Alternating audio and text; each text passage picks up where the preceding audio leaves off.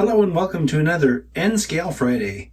My name is John, and today we're looking at an N-Scale 60-foot auto parts boxcar.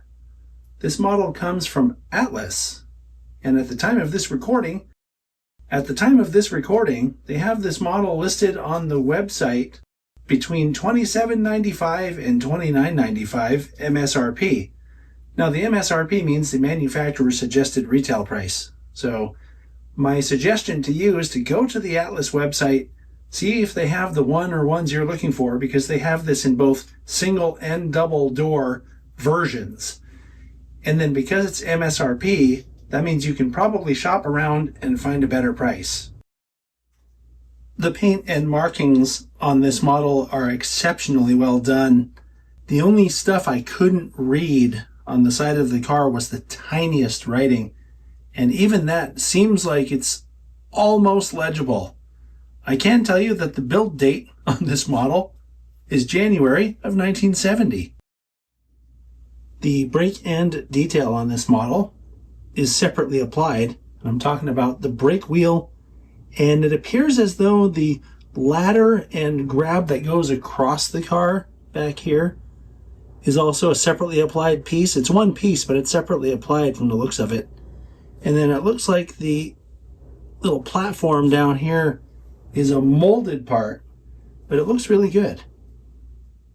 Here's a quick look at the brake end from the other angle, just so you can see that it also has a tack board. That's a molded detail. And here's a brief look at the other side of the model. The detail around the doors is really good. It almost seems like the doors should open and close, but they don't on this model. They're just really well done. The details on the A end of the car are very comparable to what we saw on the brake end of the car.